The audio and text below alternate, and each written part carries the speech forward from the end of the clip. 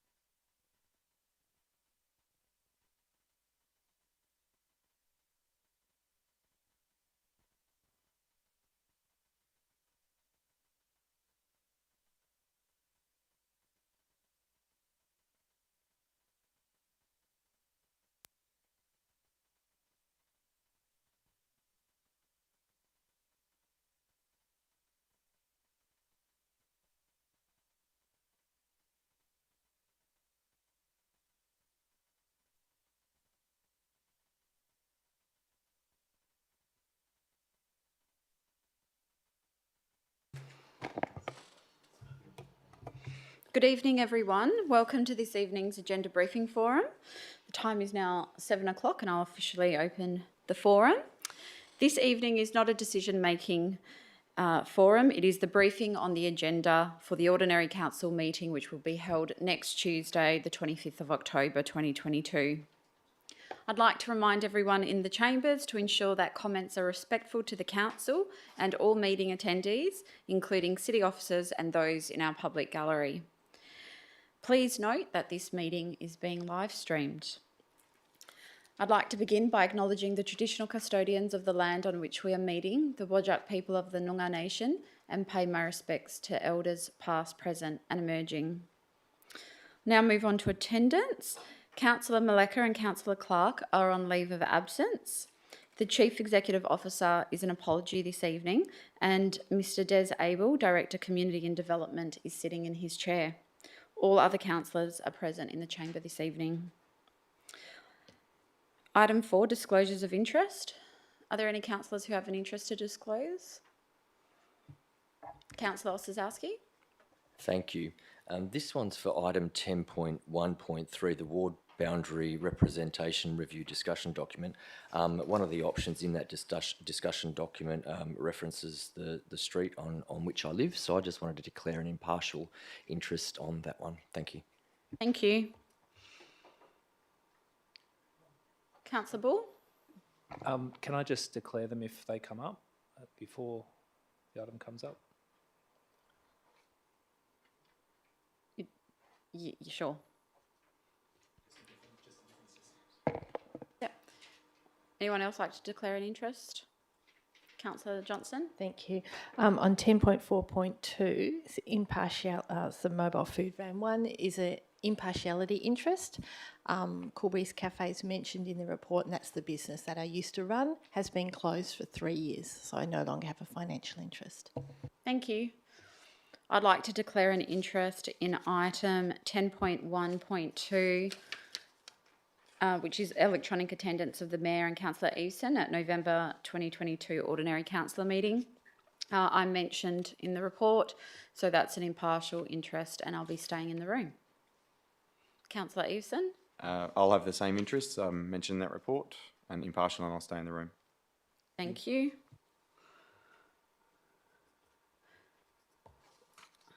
Okay, I'll now move on to item 5, which is deputations. This evening we have 13 deputations. 7 have been submitted in writing and 6 will be presented in person. So I'll explain how the process works. Each person who is presenting a deputation will be invited to come forward and speak at the microphone for up to 5 minutes. As we get close to 5 minutes, I'll let you know so that you can conclude your deputation. Once you have finished, councillors may have some questions for you. It's not a decision-making evening.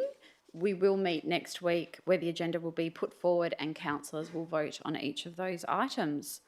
So our first deputation is in relation to item 10.4.2, Riverside Gardens mobile food vehicle, and Mr Peter Truong will be in attendance speaking in opposition to the officer's recommendation. If you could please come forward, Mr Truong.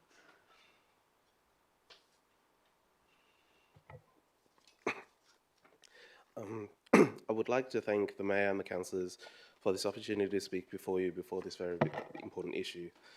I, Peter Truong, am the owner of a mobile food vehicle, Peter's Cafe, operating within the City of Bayswater. I do not support the officer's recommendation on item 10.4.2 of the Ordinary Council's agenda meeting on the 25th of October 2022. I would hope the council see in approving the usage of the power at Riverside Gardens. I have operated my mobile food vehicle business, Peter's Cafe, within the City of Bayswater at Riverside Gardens for over 4 years. The food truck industry is a very competitive and hard market to break into. The City of Bayswater has helped many food trucks serve the community with the mobile food vehicle permit at 12 locations. One of these locations is Bayswater's Riverside Gardens on Mill Street. Before COVID, I had traded at Bayswater every few weeks, a month, traded at Bayswater every few weeks, a month, with memories of some days making less than $50 a day, day's trade. This slowly increased over time when people noticed that we were there on certain weeks. During the time of COVID, when COVID had hit many businesses hard, the food trucking industry was one of the most affected, as it was one of the last industries to open as majority operated at mass gathering events. During this time, we changed our operation to focus more at Riverside Gardens more frequently. This also became our only source of income. Over time, we have become a regular operator every weekend at the park, building a regular customer base. Once the event industry had started to recover, we moved to even commit our time and prioritize Riverside Gardens every weekend morning trade over other event booking locations. This was due to the fact that we felt that the local community had accepted us a part of the community and even a part of their weekend routine. We trade down there every weekend regardless of rain or shine. Even days when it's raining so much, we still get people coming down to see us for their usual weekend coffee and food.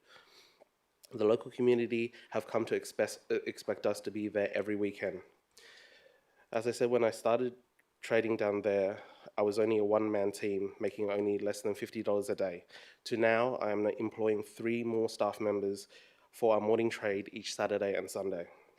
Many locals within the community have commented asking why we don't connect to the power that was already available in the park from the previous business Cool Breeze Cafe, commenting that it would be so much better without the noise from the generator and such a better solution for the environment as well. With a reduced noise without the generator, we plan to add more chairs closer to under the trees, making a better experience, encouraging more locals to come and stay longer at the park.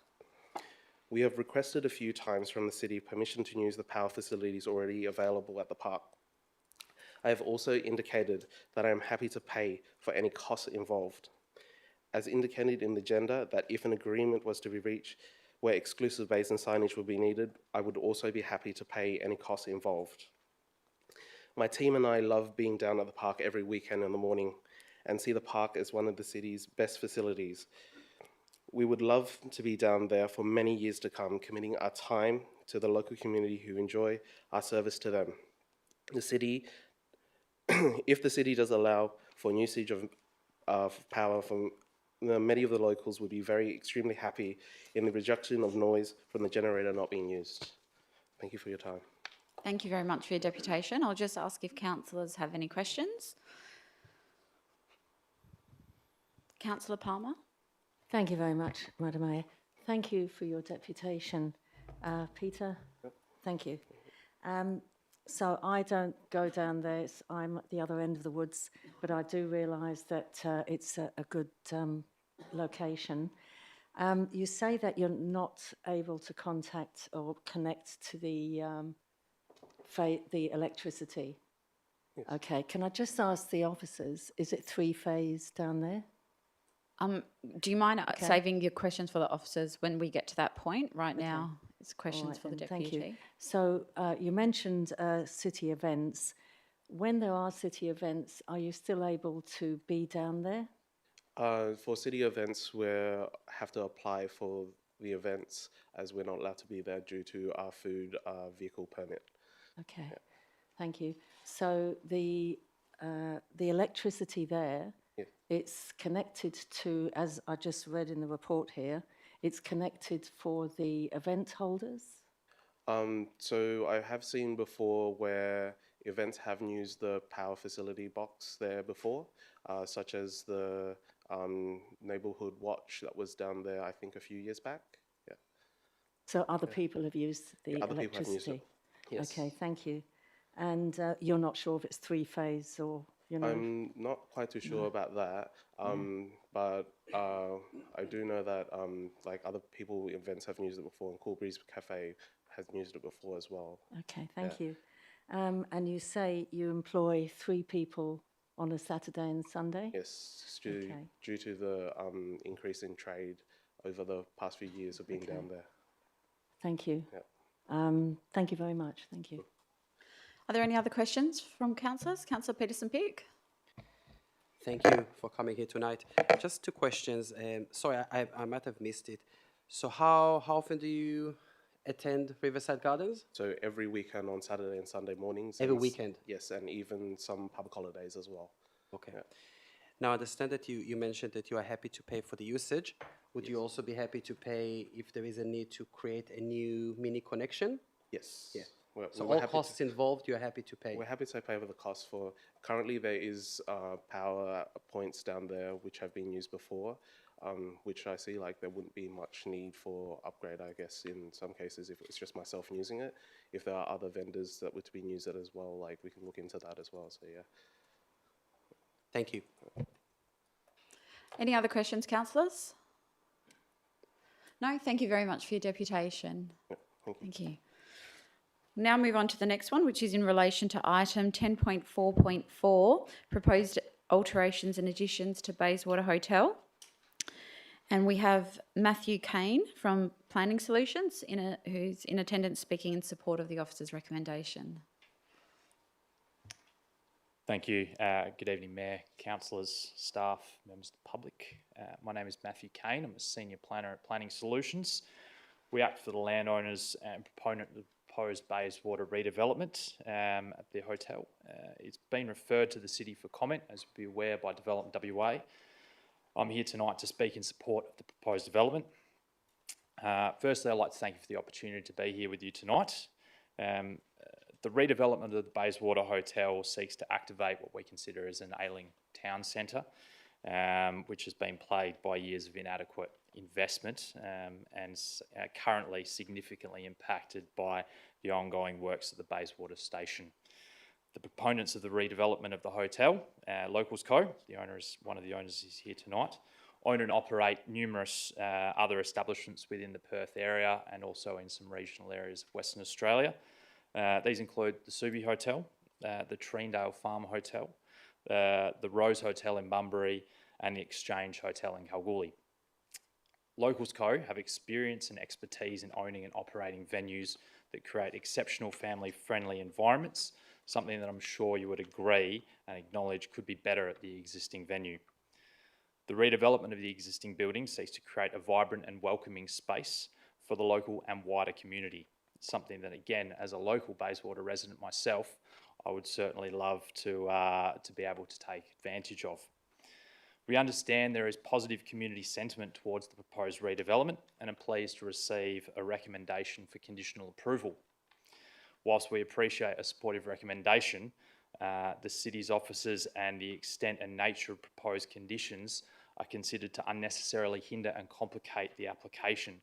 And we would add that we consider that it adds a necessary level of red tape to the application. These conditions impact the viability of the project proceeding in its current form. I note that my colleague Ben Doyle, who unfortunately can't be here this evening, has provided a written deputation to Council, expressing in more detail the specific comments and concerns we have with the conditions of approval and the recommended modifications we would seek to address the City's current recommendation. My intention tonight is not to comment on each condition of approval. However, I would request the deletion of 10 conditions as well as the modification of a further 7 conditions as set out in Mr Doyle's written deputation. We're excited to progress this project with the owners. It will certainly give the hotel a new lease on life and create a vibrant and pleasant meeting place within the community. The proposed development will greatly complement the ongoing works currently being undertaken at the train station and future works within the town centre. The proponents have considerable experience in hospitality venues and bringing underperforming venues back to life. We hope Council will acknowledge their expertise and the vision for this iconic venue and support what they seek to achieve in Bayswater. We request Council consider the impacts the proposed conditions would have on the redevelopment and seek that Council provide Development WA a modified recommendation in support of the proposal following next week's Council meeting. Thank you. Thank you for your deputation. I'll just ask if there are any questions. Councillor Ball. Thanks for the deputation. I know you indicated your preference is to not go through the changes, but actually it would really help me if you actually did take the time to step through them and also explain why, if that's okay. Yep, all of them. There are a lot of potential changes. That's why we hope that providing a response might have been a bit cleaner, but certainly if... Look, I'm in no rush. I'd rather understand where you're coming from and then I can address responses, seek responses from the city. So Sure. that would help me, Yeah. if that's okay. So do you want to go through step by step? Have you got the document, the written deputation that we provided to the city earlier? Yeah, I do. Councillors, you've all been provided with the copy of the written deputation.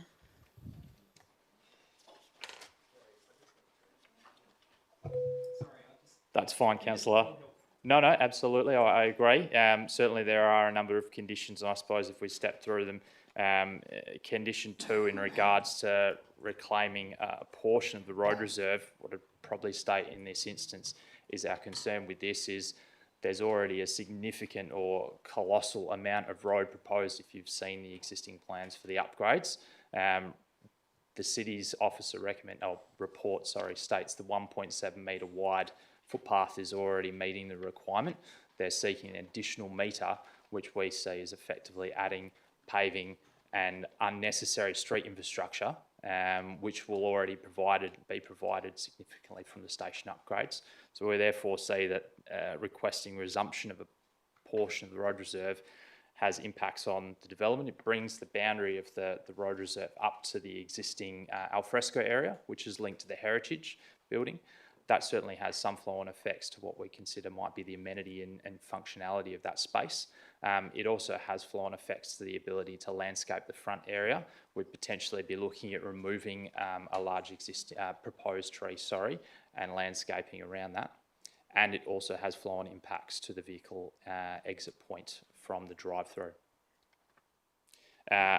Condition 2, I've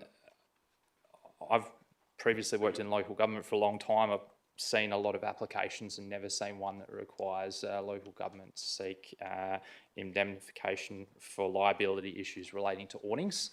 An awning is a functional part of any development, and what we're proposing is an awning that wraps around onto Drake Street, requiring a legal agreement between the city to provide an awning. Seems, again, as I said, unnecessary red tape. What we would do in that instance, if it was something that was required, is potentially the owners would just remove that aspect of the development because it's just a process they don't want to have to go through. Sorry, can I just clarify that is actually condition 3? Condition 3. Yep. Yes. Condition 5, we're just seeking a modification. The condition as it reads isn't clear, and what we'd ask is just the addition of some minor wording which says any effectively proposed new services or utilities included on the building, rather than any external services, given there are other services provided for the motel and the existing building as well. In terms of condition 6, again, what we're seeking is not the deletion, but just the modification. The wording, particularly where it says in the second line, designed, baffled and located to prevent any increase in light spill, it needs to comply with the Australian standards. So we consider the proposed wording as any outside lighting to comply with the Australian standard provides the appropriate trigger for control of effectively any light spill onto adjoining properties. Noting that obviously they do have a large car park, it is being reduced, and they do need to provide lighting as a safety aspect to future patrons. In relation to condition 8, we're up to, we would request a change to the condition to be rather simplified. An approved waste management plan is implemented in its entirety. The city's requested several changes. What we'd note is where we've proposed and outlined in our DA, waste will be collected first thing in the morning. The venue won't be open, so there won't be anyone in the car park for the vehicle to come in. It enters off the second entry off Drake Street, comes into the car park, has sufficient manoeuvring. Similarly, the condition part B talks about location of bin stores. There's one centralised bin store to make waste collection easier and efficient for the private collector. And C, it is already suitably screened, so we consider that a simplified condition is appropriate. Condition 10, again, we're seeking some modification in line with what we're requesting for condition 2 to be deleted. Point A talks to the removal and realignment of landscaping from the reclaimed portion of the road reserve. So we would seek the deletion of that point under condition 10A. Condition 11, we'd seek that be deleted and made an advice note. The city takes no responsibility or liability in respect to maintenance. It's appropriate as an advice note only in our view. It's not a valid planning condition. In relation to condition 12, I'd probably talk to this in relation to what's already requested in condition 13, which isn't on this but relates to a noise management plan being implemented. That effectively, if you probably haven't, but if you've looked at the acoustic report, it notes that development already complies as designed with the relevant legislation for environmental noise. Therefore, we consider that condition 13, by providing a noise management plan, addresses the 2 points that are requested here under point A and point B through effectively controlling the impact of any plant equipment and similarly controlling any live music that may be played at the venue to restricted hours. So the management plan required under condition 13 we consider appropriately addresses those 2 points, and therefore condition 12 becomes superfluous. In relation to condition 14, the signage component, you'll see that we've provided a number of comments regarding the signage elements. I'll step through them. 14A talks to the removal of a high digital monolith sign. That's at the front of the drive-through. It's effectively almost abutting the existing drive-through. From my understanding in the officer's report, the concern is there that may have some impact on the visibility or the prominence of the heritage building. I'd note that it's been positioned on the far end of the site where we're trying to tie it into the new built form with the commercial component of the drive-through. We use similar materials. There's already an existing electronic sign, so suggestion in the officer's report that there's going to be impact on the adjoining residents diagonally opposite seems unusual given there's an electronic sign there. In relation to the Vintage Look beer brand sign, as set out in the officer's report and within our heritage impact statement, roof signage has been an ongoing component for the life of the development, and what we'd see here, we already have a name brand, Bayswater Hotel. We'd seek an iconic old era sign that would sit on the building. We don't consider that, aside from potentially being on the train and coming in as a tourist or going out where you potentially see the sign, given the scale of the existing or the proposed Bayswater station upgrades, it's very unlikely that it would be seen visibly from vehicles, so there's no safety concerns. It may be noticed from further beyond the site, up King William Street, or as you're coming down Watley Crescent as a visibility aspect, but there's limited aspects we will consider that you can actually see the sign in its significance, and therefore you'd only see generally one or the other of the roof signs proposed. In relation to the number of advertising signs provided on the commercial component, the bottle shop, the city's officer said there are 10 signs on the Railway Road frontage and then a further 10 wrapping around Drake Street and onto the rear of the site. In respect to all of the signs, I think what's maybe been missed or not well distinguished is that there are a number of those signs, 7 out of the 20, that are actually wayfinding signs. So we're talking about no entry for people potentially driving through, entry signs for vehicles into the dual access drive-through. Those forms of signs, bottle shop entry this way, parking this way, they're the types of signs. So all of a sudden we would say then that there's effectively 13 signs. If you've seen the site, I'm sure you know what it looks like. There's an image in the officer's report.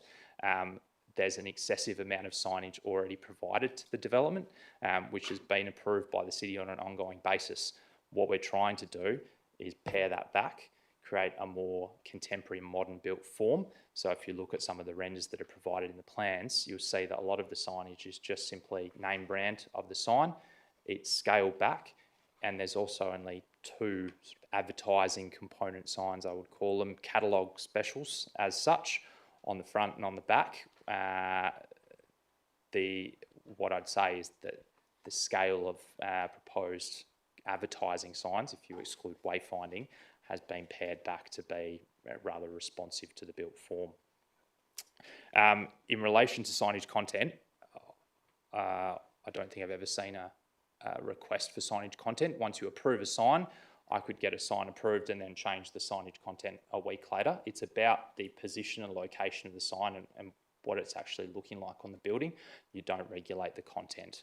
In relation to illumination, we have no issues with a condition regarding the illumination of signage. What we'd say is that we just delete shall have low level luminance to effectively be more of a standardised condition, must not flash, pulsate or chase, which is going to cause distraction to drivers. So that would effectively be particularly the electronic sign at the front of the building.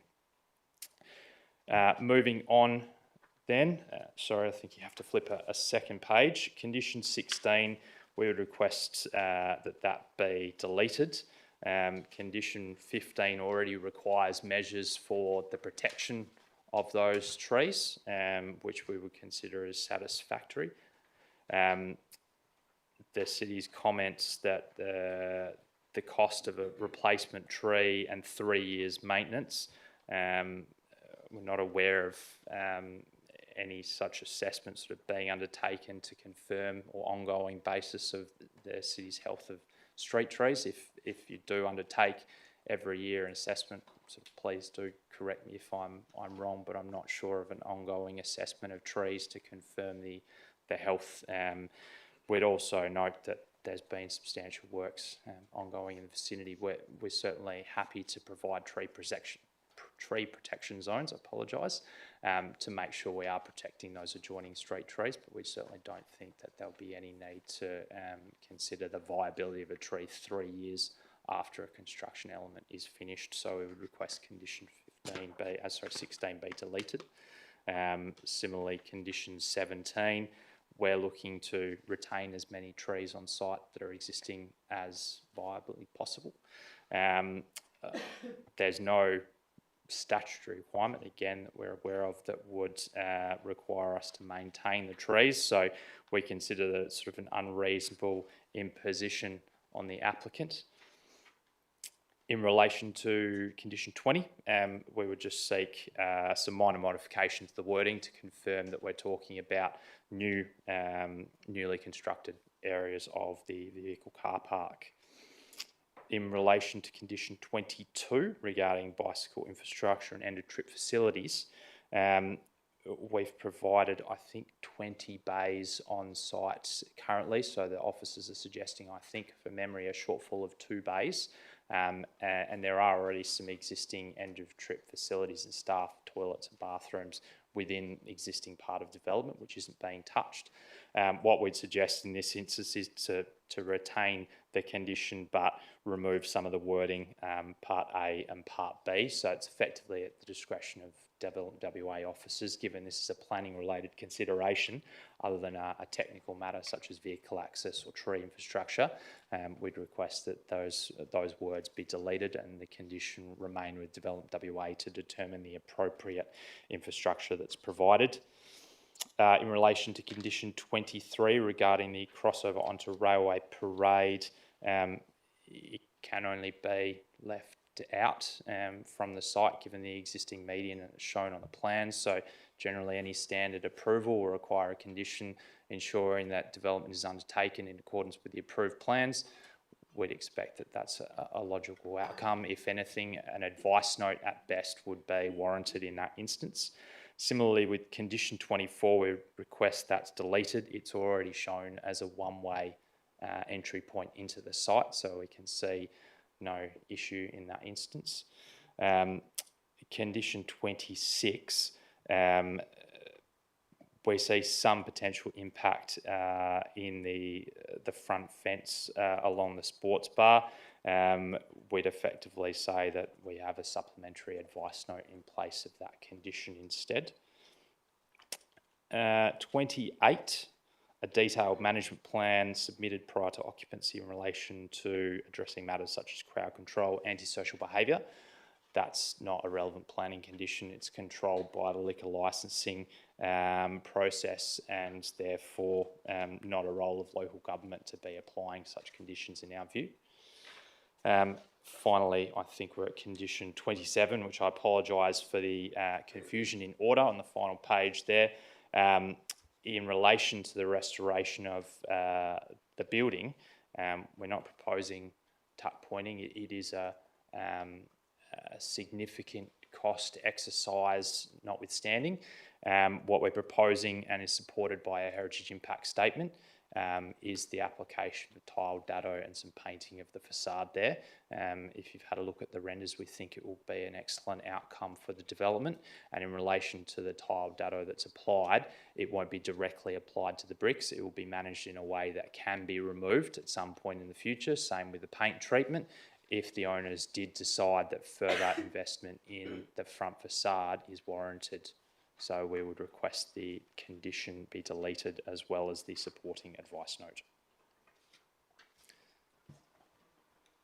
Thank you for taking me through that. I do appreciate it. I do have just another question. I do appreciate it. Thank you. On a separate point, I have received some feedback from residents concerned around sometimes residents on Rose Avenue, sometimes trucks that are either making deliveries to the hotel or taking away, I'm not sure, maybe it's sewage or maybe it's emptying grease traps on Rose Avenue. Would there be a potential for your client to consider a condition limiting the use of Rose Avenue by trucks servicing the I'm venue? not sure the specific issue. Obviously, if it's loading, unloading, are they going to the motel? Sorry, I apologise, Councillor. I'm not sure the specific issue or the concerns that have been raised. I'd certainly be happy to address that through some form of appropriate advice note. If a condition was requested by council, we'd certainly want to look at the wording of the condition, but generally, and noting the intent for any servicing to be accommodated through Drake Street, I would expect that, if anything, the trucks aren't always associated with the hotel, but not knowing the full circumstance, I can't answer specifically. But certainly, if there is an existing issue, given it's not directly linked with what we're proposing, we'd prefer advice notes be applied in that instance. Okay, thank you. Thanks. Thank you very much for that thorough explanation of the thing. I'll just see if there's any other questions. Councillor Peterson-Pick. Thank you. Thank you for this detailed explanations. Just a few questions, if I may. Yes. It's a long list, a very long list. Can you point out, and I'm assuming that some of those requests are more important than others. Can you point out to some of the more important changes that you're requesting council to consider? Some of them I saw they were quite minor, like you were pointing out to some redundant. Yeah, certainly some conditions we're just seeking some modification to the wording. We have no issue with the intent of the condition, and that's why we've provided in those instances some annotated recommendations in terms of the wording. I'll paraphrase. Which conditions do you find are the most important? Because you were talking about, you spoke about the viability of the project as a whole. Yeah, certainly. If this is not been adopted, which conditions, which numbers do you find are the most important? Any condition where we're generally seeking the deletion of the condition, so condition 2, condition 3, conditions 12.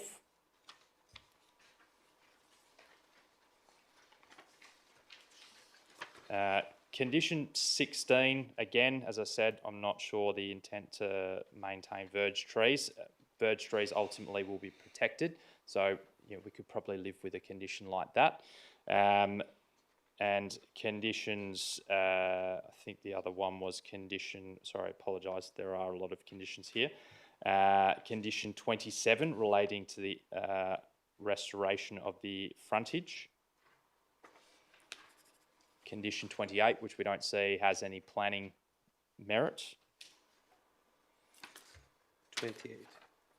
And also condition 14, we would seek modifications on that in particular, which relates to the signage, which I can confirm does have a viability aspect and an economic aspect on the development. Okay. Look, I just have one question. Look, I won't get into each one of them, but just because you mentioned some of the comments. With regards to condition 27, the heritage aspect. So the applicant comment that you guys gave to the city is that we do not have a heritage officer, and those comments were provided by our planning officers. Right. So my question is, if this comment was provided by a heritage officer, then you would have accepted it? So what we take there is that, unless the city's officers wanted to correct me, we've been advised they don't have a heritage officer, which would be someone who actually has a heritage background. Generally, a lot of councils do, where they have built form character and heritage that is worthy of protection. If the city maybe had referred the matter to an external consultant and some comments had come back with concerns, then we could have addressed that. We've got a heritage impact statement from a qualified heritage consultant who said that these works won't have any significant impact on the building. Our position would be that where the city's planning officers have effectively made the comment, they don't have the relevant expertise or background to make those comments. Thank you. Thank you. Any other questions, councillors? Councillor Deputy Mayor. Just one quick one, please, if I may, in relation to condition 3. I'm just curious because I can't see it on the plan. It doesn't look like it on the plan. I just want to confirm that the awning doesn't actually sit over city land. So the awning, like most awnings do, extend over road reserve, which is effectively managed by the city. So on Drake Street, just as it wraps around the corner, there is a small awning there. Okay, so that's what this one's in reference to? Correct, yes. Thank you. Thank you. Any other questions, councillors? I just have one, just going back to condition 14, Yes. which is the signage one you've asked to be modified. In terms of condition E, 14E, where you've asked to remove the wording, shall have low level luminance. There is an Australian standard that again covers the control of light. So effectively, you'd normally see any condition requiring signage that's electronic or otherwise to not pulsate, flash, cause distraction. We don't see that a sign having then a low level of luminance has as much impact or effect in what it's provided for. So the idea of a sign is to draw attention. If you then control the level of luminance, it has less impact and visibility. Okay, so we've received complaints previously about another illuminated sign within the city that was so bright that people driving through it was basically blinding them. It was that bright. So I'm concerned that having this removed would result in something like that, where it's so bright, it wouldn't be pleasant for people. Certainly, I understand where you're coming from. I've certainly seen signs, when you're driving along. I work in the city, there's a large sign just near the Kwinana Freeway, and it can be unpleasant at times. What I'd suggest in that instance, to provide a level of comfort to the Mayor, would probably be that we still delete those words but put in the relevant reference to the Australian standard, which I'm sorry, does not come to me off the top of my head, but there is a relevant standard. I have seen numerous occasions where councils will condition the max lux levels, as you will, which effectively takes that illumination level to a maximum point that can't be exceeded, particularly at night time where it can have more glare impact. So it would certainly be acceptable to some condition that the signage does not exceed the standards in the Australian standard. Thank you for that. And just wanted to clarify, condition 14E starts with details of any illuminated signage. Is that correct? So the left, that it's the copied. left column is copied. Yes. Yes. So yes, not every. I'd probably note that there were a number of, what we haven't done is correct a number of grammatical errors in the conditions. One of the other things that we've tried to do in place of some of the conditions is change the trigger. For example, in condition 14, it says prior to submission of a building permit application, we would normally be providing with the building permit application a package, or the applicant would, to clear any relevant conditions. So doing it prior to submission of a building permit doesn't make sense. Prior to issue of a building permit is the appropriate trigger, because at that point you've received the application, you've received the detail to clear the condition, and then subject to that being satisfactory, the condition can be cleared. Thank you very much. Thank you very much. So we'll now move on to the next deputation, which is in relation to the same item. Dave Allen will be in attendance, speaking in support of the officer's recommendation. Hi everyone, my name's Dave Allen. Look, today I'm not going to go into specifics. I think that's already been done to death. Probably today is more about introducing myself to everyone, and also just talking about the history of how we got to this point. And then if you have any questions, happy to answer them. So yeah, Dave Allen, I'm one of the owners of the Bayswater.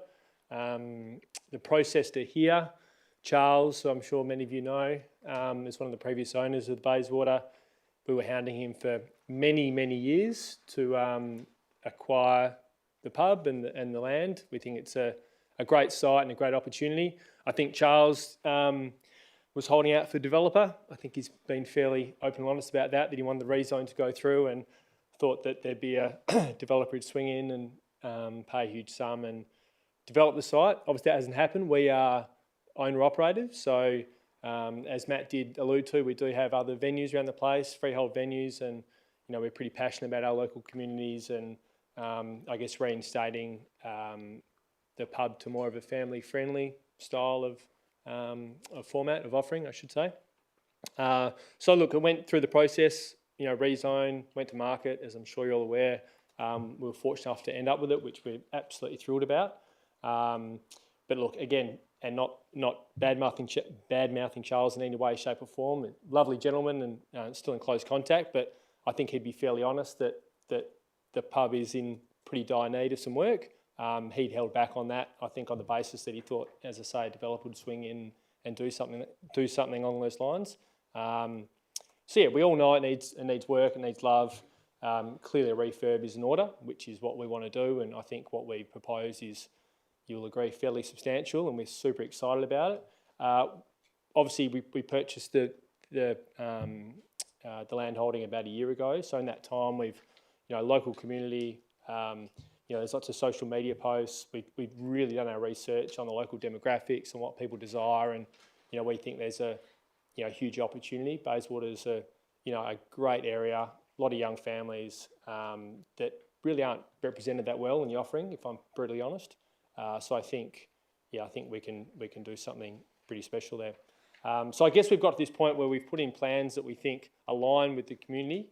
I think the recent social media posts have probably been a great reflection of that. Yes, there's been some negative comments, but I'd say 95% were very positive and in line with, I guess, the community's expectations. So, without going into all the detail, we've obviously been through this process before in a couple of other locations. So, it's always been a fairly, I wouldn't say an easy process, but an agreeable process in terms of, making sure the outcomes were, or the conditions and the approvals were in line with, I guess, our expectations.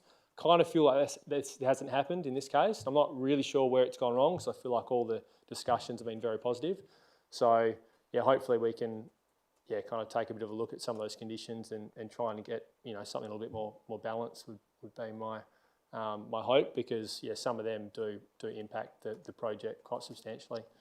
I said I wouldn't touch on specifics, but I might just on a couple of points while I think about it, just because maybe they haven't been described that well. I know the contentious one is definitely the signage, in terms of the signage on the roof of the hotel. I want to give you a bit of background on how we got to that. There's some really great historic photos which were submitted showing signage on the roof. It looked like about the 1920s it was done. So that's where we got the idea, kind of, and thought, oh, well, let's do something. And Again, it's anecdotal, so it's only my experiences. Obviously, I actually live, I live down south. I'm in Perth, quite a lot, but I do live down south.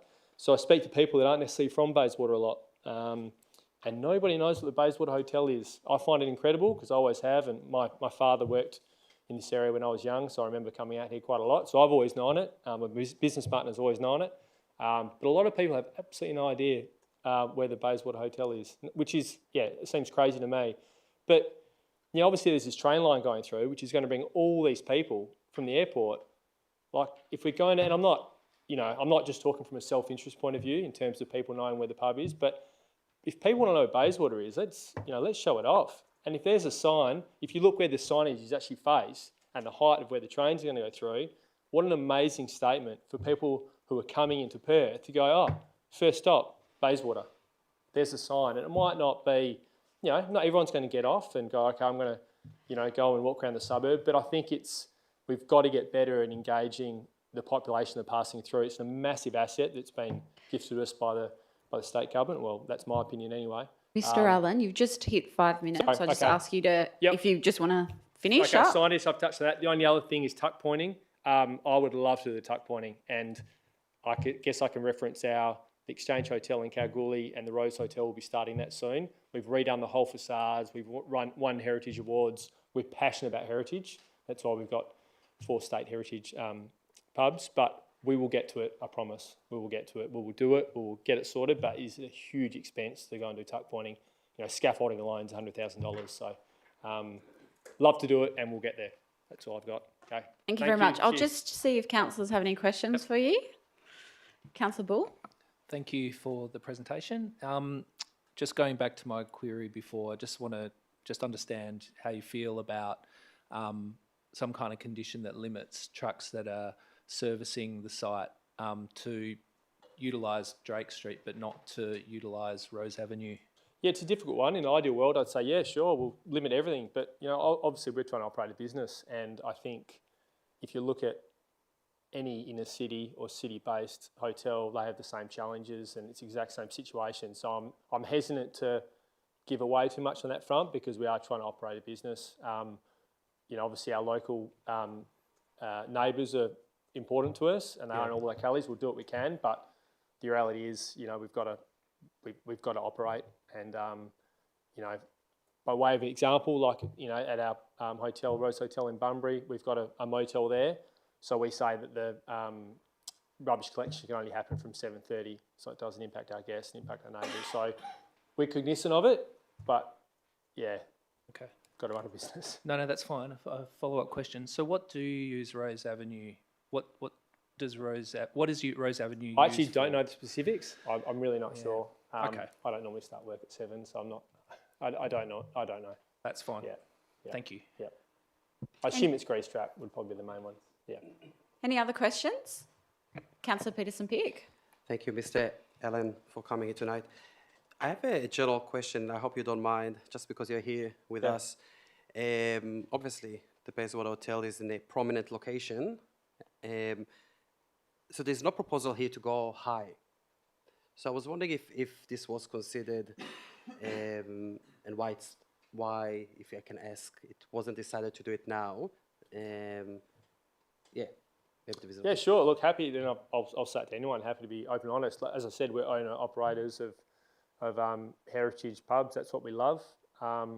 That's been our focus. That's what we do. That's what we specialise in. That's what we've had success with. I think there's obviously some good development potential, and at some point down the track, I'm sure that may become more attractive or maybe an option. But to be brutally honest, I think if you're looking at development sites, there's probably better spots close to the city that, if I'm just talking profit and loss and what the end value is worth, I would say that maybe other developers may be looking closer to Perth. But for us, it's not. We wouldn't buy on that basis. Okay, I was interested in that comment. Yeah, that's fine. Thank you. No worries. Any other questions? Thank you very much for your No worries. deputation. Thank you, everyone. Thanks. So I'll move on to the next one, which is in relation to the same item, item 10.4.4. Andrew Watts submitted a written deputation in opposition to the officer's recommendation, and councillors have been provided a copy, and I'll take that as read. The next deputation is in relation to the same item, item 10.4.4. Paul Shanahan has submitted a written deputation in support of the officer's recommendation. Councillors have all been provided a copy, and I will take that as read. The next deputation is in relation to the same item, item 10.4.4. Mr Ben Doyle submitted a written deputation in support of the officer's recommendation. Councillors have all been provided a copy, and I will take that as read. We'll now move on to the next deputation, which is in relation to item 10.5.2. Andrew Finesse will be in attendance speaking in opposition to the officer's recommendation. Just declare my proximity interest and leave the room. So you'll be leaving?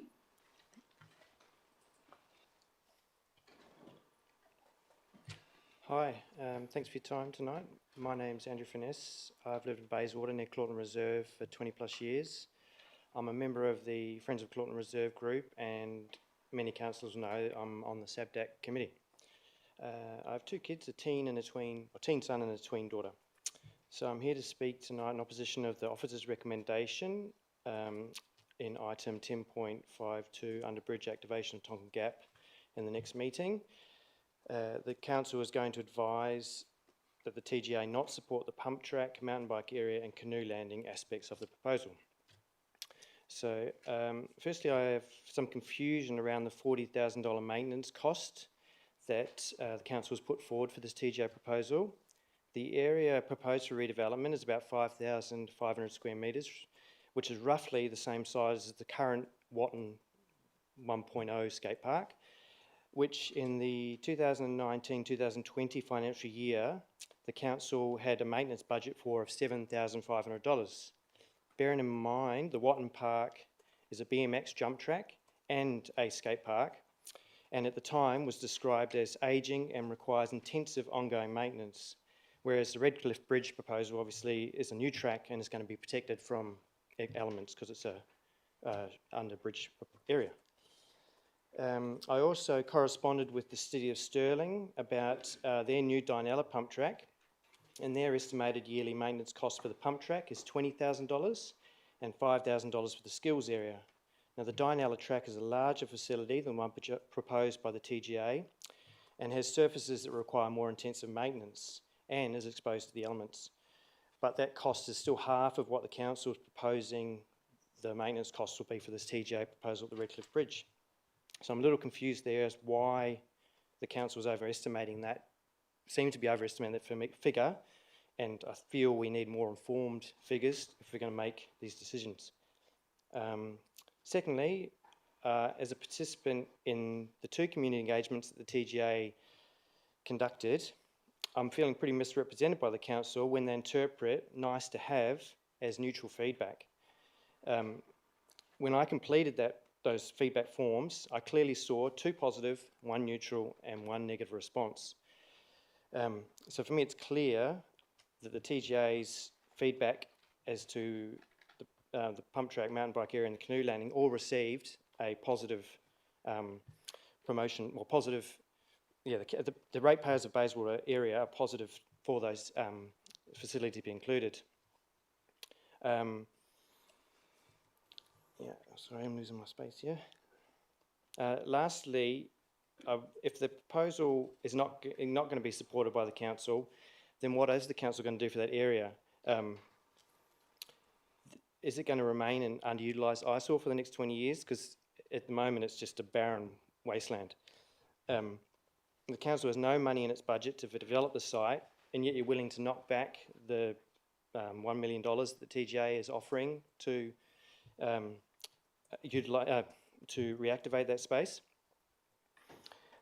And you've got clear support of all the local ratepayers, and in the council approved Bayswater recreational plan of 2020 to 2022, the wider Bayswater ratepayers provided feedback that was, I quote, many responses included requests for BMX pump tracks and skate parks.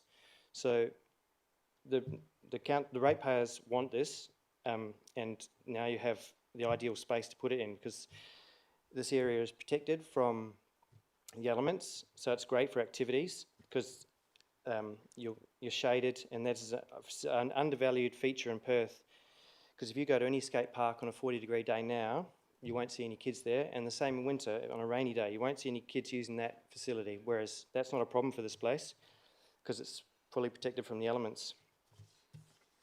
I'll also refer to the council to the SABDAC minutes from July 24th, 2019, where on page 9, there's a list of recommendations, and point 2 of those states that within a 5-year period, the council should develop a neighbourhood-sized park at Riverside Gardens. Now, whilst this location isn't Riverside Gardens, this location would not require the destruction of any green space, which would be a necessity if you put one in Riverside Gardens, and I'm sure you're going to cop more community backlash if you decide to put a pump track or any sort of facility like that at Riverside Gardens.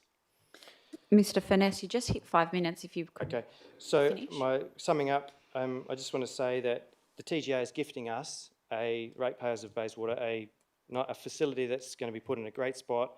It's going to activate a space, and I would really hope that the council would recommend that it goes ahead as the proposal is now, including a mountain bike and pump track.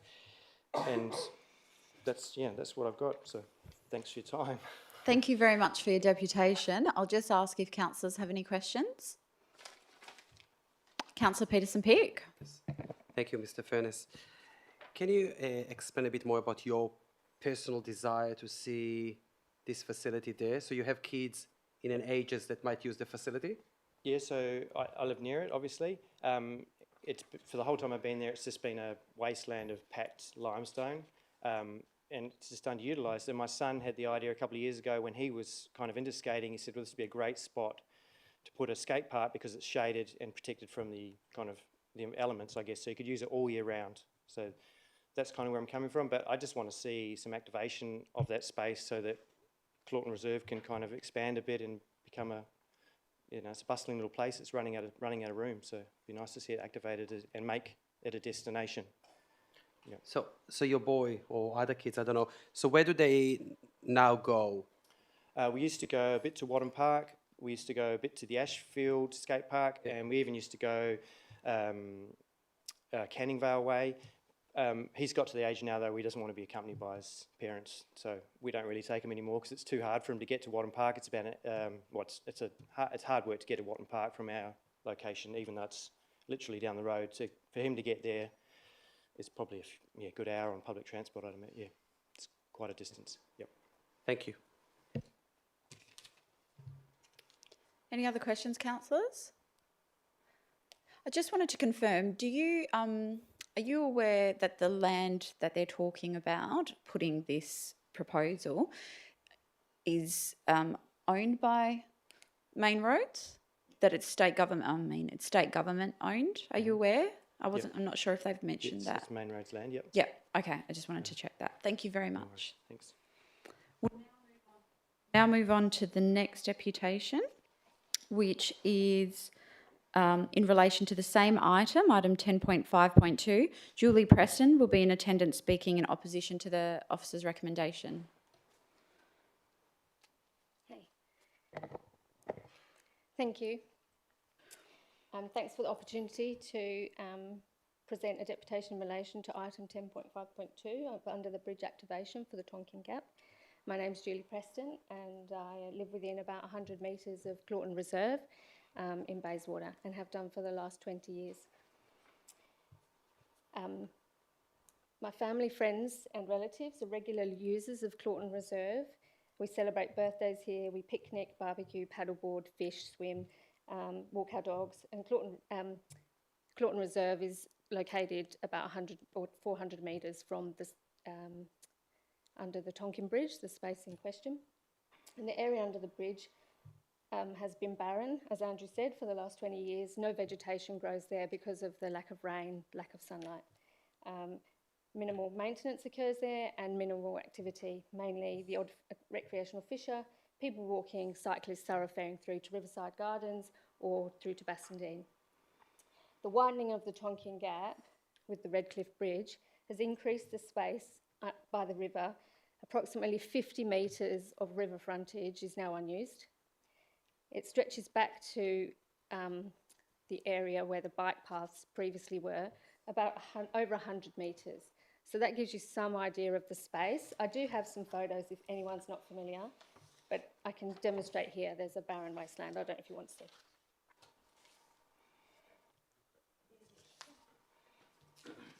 We'll just pass those around. These photos were taken before the renovation of the building of the bridge.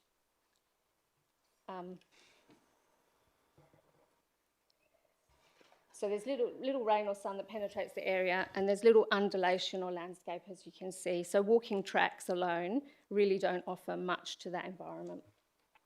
Its strength, however, is the shade of the bridge, and that requires no maintenance by Bayswater Council. I sent an email to all Bayswater councillors on the 13th of September to outline the history of the drive for this development.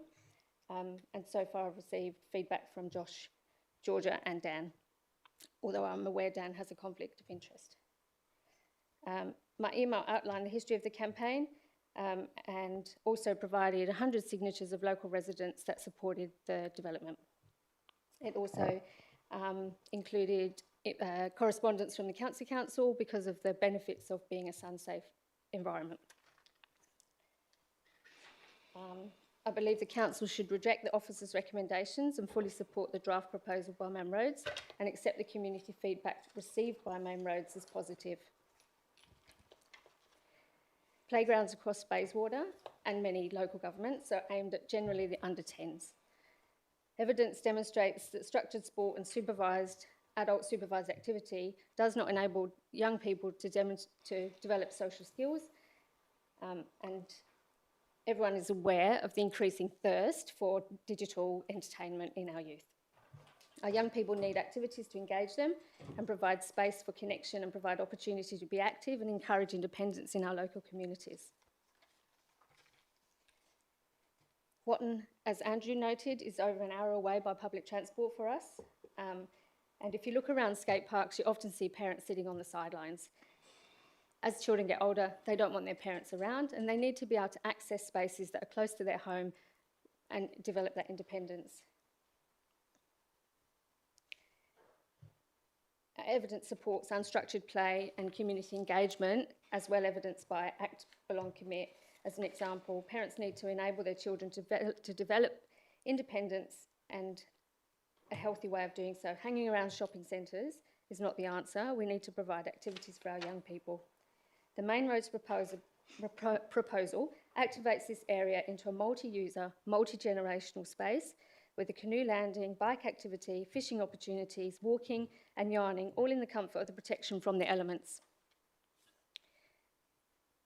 My son and my daughter and I do not understand why officers would recommend rejecting a $1 million funding for the development of this area into an activated space. The ratepayers who responded to Main Roads survey did so in good faith that their responses would be interpreted as they submitted them. I request Bayswater councillors to reject the officer's recommendation in favour of activating the unused space for multiple uses and purposes, which provides protection from the elements without destruction of any green space and requires little maintenance. It connects Claughton to Riverside with a destination in between. It enables community engagement and future youth activities. I'm finishing. It's respectful and inclusive of First Nation people, has little cost impact to Bayswater Council's budget, and the direct impact of those that oppose the development is minimal. Thank you very much for your deputation. I'll just see if there's any questions from councillors. Councillor Palmer. Sorry, it's Jessica, isn't it? Jessica Yes. Jones? No, Julie. Julie Preston. Sorry, Julie. Okay. I did respond to you and another lady called Jessica. Thank you. And thank you very much for giving us the deputation. Thank you. Any other questions?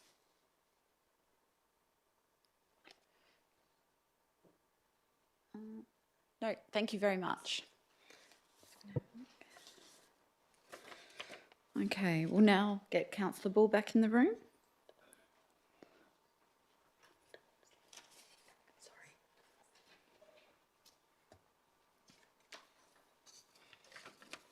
We'll now move on to the next deputation, which is in relation to item 11.3, Councillor Peterson Pick Active Travel Officer Grants. Charlotte Dudley will be in attendance speaking in support of the motion.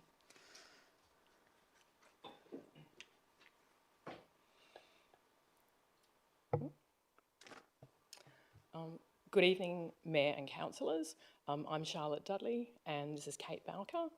We're speaking tonight in support of item 11.3 on behalf of Transition Town Bayswater, which is the community engagement arm of Enviro House. Over to Kate for a bit. No worries. Good evening, everyone. We would love to see the council apply for the active travel... Sorry, Ms Bowker, I just got Councillor Johnson would like to make an interest. Thank you. I heard it in Transition Town Bayswater mentioned, so I need to make an impartiality interest, being involved in that group. And you'll stay in the room. Yeah, Thank you. Not in this process. Thank Sorry for interrupting. Please continue. No worries. Okay, I'll start again. So we'd love to see the council apply for the active travel officer grant because, now there's a lot of reasons. So people want more walkable communities. They want to be able to walk to destinations in their local area. And they want their children to be able to walk to school safely. There's a similar appetite for bike riding. And the City of Bayswater's own strategic community plan clearly identifies the goal of making streets safer and improving walking and cycling networks. Numerous studies have found that 2/3 of Australians say they would like to ride a bike for short trips, but only if they feel safe enough to do so. And up to 90% of kids say they would like to walk, ride or scoot to school.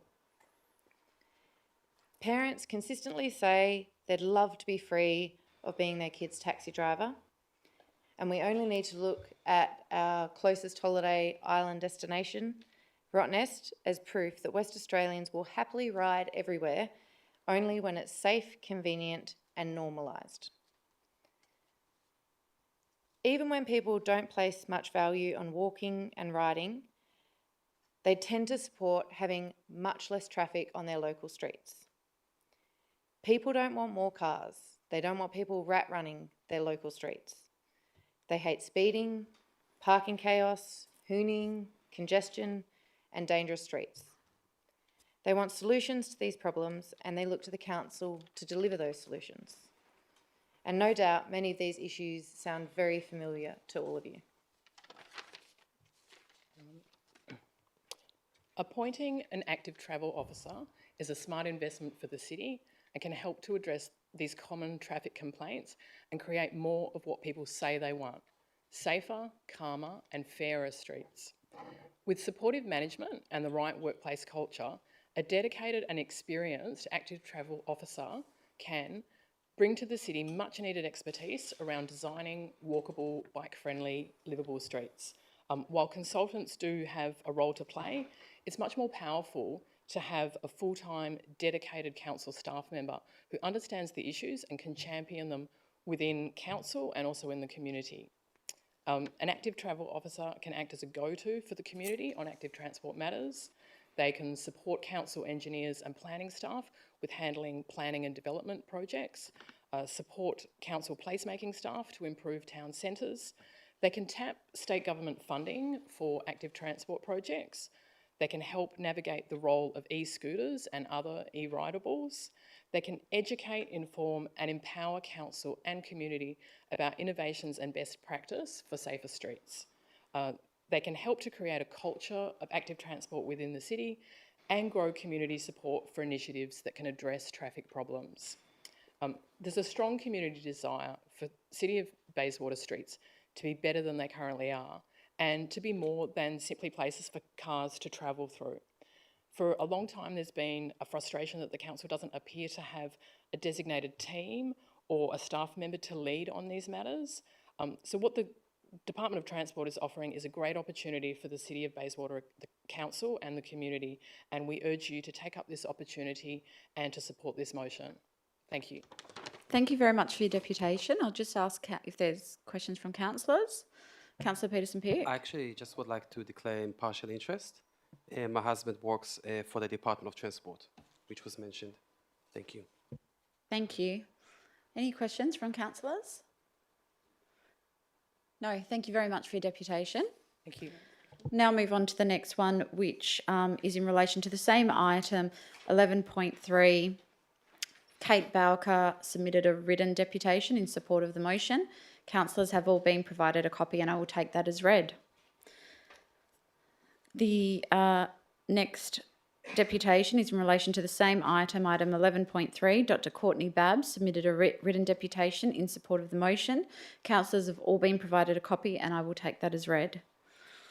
The next deputation is in relation to the same item, item 11.4. Sarah Bright submitted a written deputation in support of the motion. Councillors have all been provided a copy and I will take that as read. The next deputation is in relation to the same item, 11.4. Cameron Brewster submitted a written deputation in support of the motion. Councillors have all been provided a copy and I will take that as read. So that finalises all of the deputations we've received. We'll now... Councillor Johnson. Sorry, thank you. I just want to have a look at the deputation number 4 from Andrew Watt. It says on the title that it's in opposition, but I believe from reading it that they're in support. So I did clarify that with my the apologies. governance team, and when the deputation was submitted, that is what Mr Watt has selected. So that was selected by the applicant and not by the team. Thank you. So we'll now move on to Councillor Eveson. Yeah, sorry for just correcting in the documentation. Just Dr Courtney Babbs' deputation has the wrong item number on the run sheet, that's all. So just making sure it doesn't get entered incorrectly in the... It refers to the Tonkin Redcliffe Bridge under... I'll just get seek clarification from the governance manager.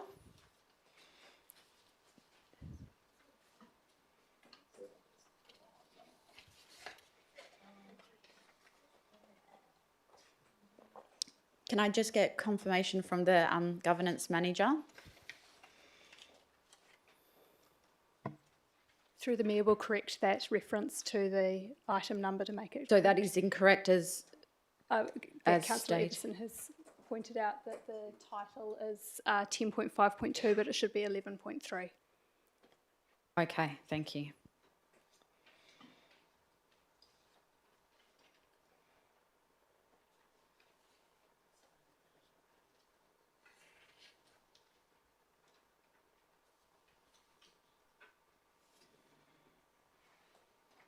So we'll now move on to item 4, questions on the agenda reports. Councillors will go through the items that were subject to deputations first, with the first being item 10.4.2, Riverside Gardens mobile food vehicle. Councillor Peterson-Pick, you indicated that you had questions on this item.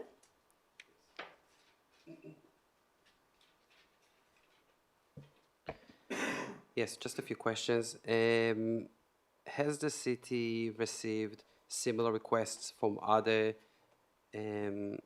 food operators? I'll go to the director. Through the chair, might, if you don't mind, go to the principal strategic planning in place. Thank you.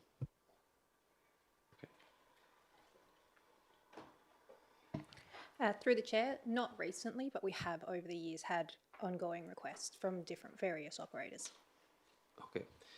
It was mentioned here that Barton Park has the option, I think under the policy or something like that, or the guidelines to have sub-meters, right? This is...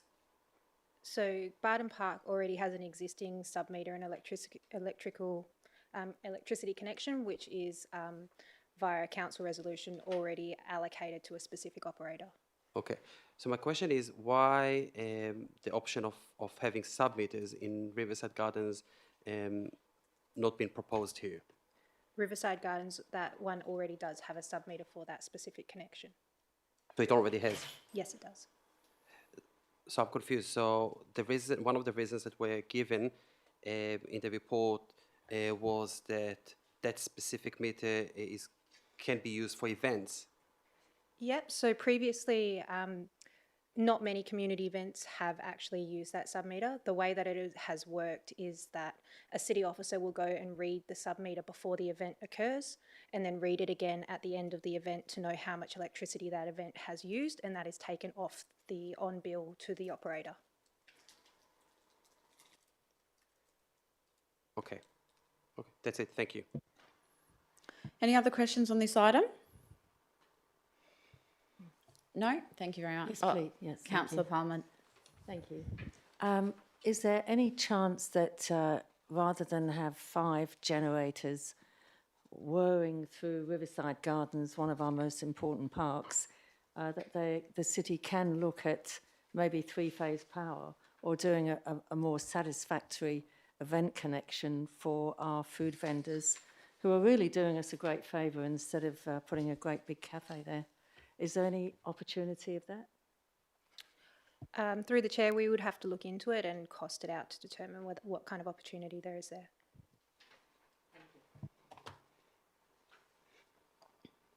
Okay, we'll now move on to the next item, which is item 10.4.4, proposed alterations and additions to Bayswater Hotel. Councillor Peterson-Pick. Yes, thank you. On page 78, under external consultation, it is mentioned, at the time of writing this report, there were no submissions received by Development WA.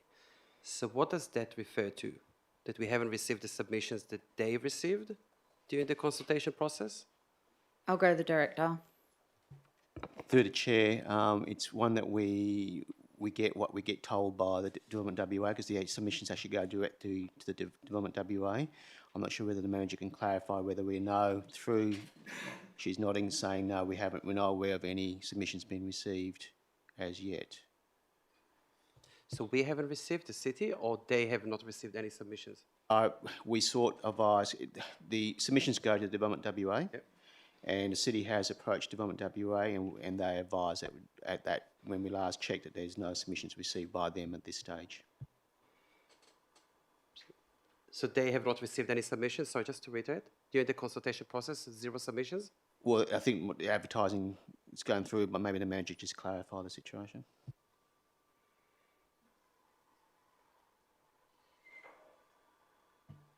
Through you, Madam Mayor, the city doesn't undertake the community consultation. It's carried out by Development WA. They haven't made us aware of any submissions. Okay, thank you. Any other questions on this item? Councillor Ball.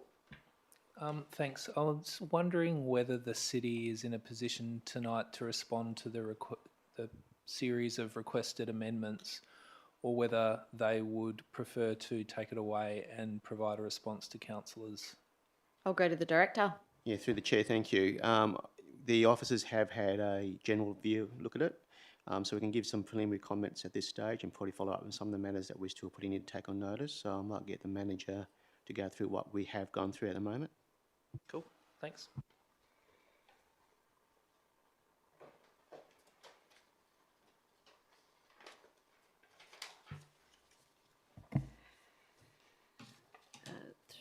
Through you, Madam Mayor, I'll start off with condition 2. Yep. So as per a previous development application in 2015 for the deck out the front of the Bayswater Hotel, we imposed a similar condition that there be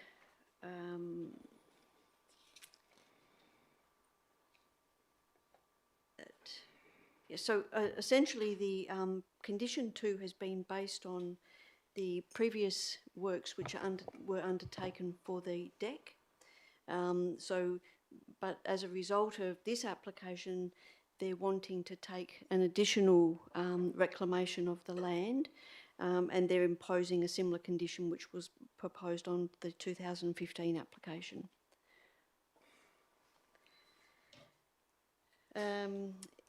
The condition 3 is already in place.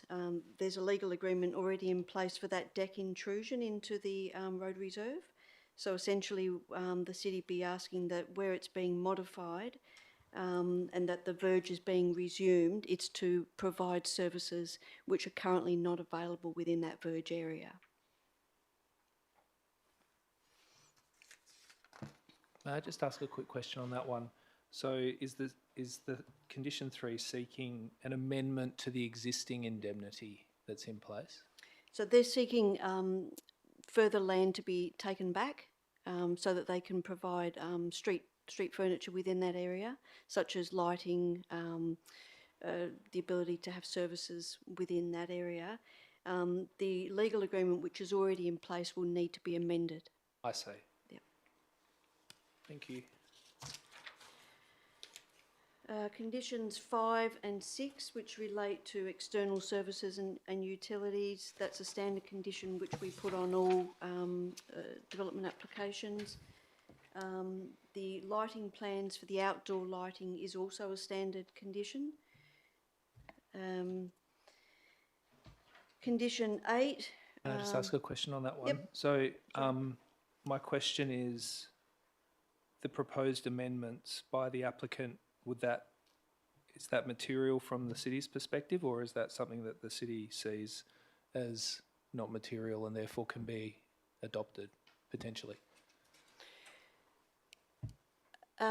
Through you, Madam Mayor, the city's environmental health officers have provided advice on that particular condition, and it's standard that we ask for that information to be provided. It's not really answering my question. My question is that, yeah, that's fine. My question is, how do whoever proposed these conditions in the city, how do they feel about these amendments, and whether they can be lived with from a risk perspective? Through you, Madam Mayor, we'd need to take that on notice. We received the conditions at 10 to 5 today. Completely fine. Yep. Completely fine. Thank you. Condition 8, and again, these are our preliminary responses. Yep. It probably is appropriate that we provide a detailed response to them and take them on notice. But what we had suggested in relation to condition 8 was that the site contains a hotel and a 24-hour motel units. So both of these uses are significant waste generators, and we would need to ensure that there are suitable measures in place for waste collection. Clearly, if there's people in the motel units, those areas for the collection of waste may not always be available. So we've asked for a detailed waste management plan which answers those sorts of questions. So my queries are really more around how the city, whether these requests from the applicant can be lived with from the city's perspective, or whether there's a negotiated position to meet in the middle. So, I mean, I'm happy for it to all be taken on notice if that's easier. I'll just go to the director. Yeah, through the chair, it's probably one that we probably need to take. If we're going to take questions on notice, we'll probably take them all on notice and see what's doable within what our considerations are, and whether the suggested or recommended by the applicants can be sufficient, or whether we need to furnish it more. So if you don't mind, we'll take the questions and those matters on notice and get back to councillors before next week council meeting. Yeah, that would be great. Thank you. I do have one last question. Would it be possible for the city to investigate whether there's any kind of, how can I put it, whether there's the ability to introduce something that will meet the concerns of the residents on Rose Avenue around truck use to service the site on Rose Avenue, but will also work for the applicant as well? Wondering if there's a negotiated position that I'll go to the director. Thanks to the chair, we'll look at that as part of taking other matters on notice. Great, thank you. Thank you. Any other questions on this item? No? We'll move on to the next one.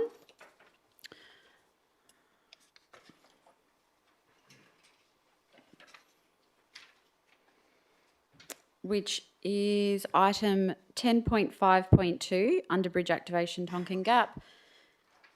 Anyone have a question on this item? Councillor Easton. Yeah, just probably to the relevant director. Has there been a budget value provided for this project that's being proposed under the bridge? I'll go to the director. To the chair, are you referring to the capital construction budget? Yeah, so I guess the budget allocation to deliver what the concept plan shows. Yeah, through the chair, nothing has been formally received in writing, but verbal indications have been given about $1 million. Just a couple of follow-up questions, sorry. So the budget amount, was there any more scope included in that allocation of that $1 million? Is it just for under the bridge, or is there other works as well? Our understanding was for under the bridge on both sides, and I think there's a bit of a trail on the other side that goes a bit further than than just under the bridge. Sorry. Cool. Sorry, probably just two more, sorry.